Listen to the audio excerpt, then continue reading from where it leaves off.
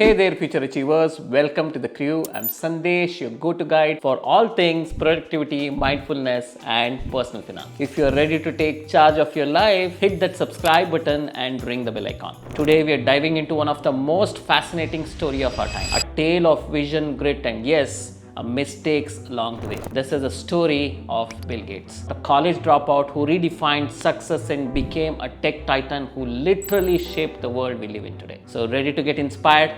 Let's go. Let's rewind to October 28, 1955 in Seattle, Washington. William Gates III, thankfully known to the world as Bill, was born into a competitive household. His dad, William Gates Sr., was a prominent lawyer, and his mother, Mary Maxwell Gates, served on several corporate boards, including IBM. But Bill, he wasn't the straight A overachiever you expect. He loved board games, especially Risk and Monopoly, and he had a competitive streak. Then came Lakeside School, where Bill discovered his love for technology. When the school raised money to buy a computer, Bill got unlimited access. At just 13, he wrote a tic-tac-toe program that pitted users against the computer. Fun fact, Bill spent so much time coding that he was once banned from using the school computer for a summer because he hacked it to gain free computer time. In 1973, Bill scored 1590 out of 1600 on his SATs and landed at Harvard. But he wasn't exactly the star student. He rarely attended classes. Instead, he spent hours in the computer lab diving into programming projects. This is where his childhood friend Paul Allen comes back into the picture. In 1975, the DO caught wind of the Altair 8800, a microcomputer that was creating a buzz in the tech world. They contacted MIT as the company behind it and offered to create a software for the machine. The catch? They didn't even have the software yet. But their pitch was successful and BASIC, their programming language, was born. Here's the kicker. Bill dropped out of Harvard in his sophomore year to pursue Microsoft. Can you imagine leaving an Ivy League education for a startup? But that's exactly what he did. Microsoft's early days were no cakewalk. The company started in Albuquerque, New Mexico, in a tiny office, and fun fact, their first office chair was so old it collapsed under Bill during a meeting. Competitors' ways, fears, and deadlines were tight. In one instance, Bill spent 36 hours straight coding to fix bugs before a product launch. In 1980, IBM came knocking, needing an operating system for the new PC. Microsoft didn't even have one ready, so they bought an existing system called QDOS for $50,000, rebranded it as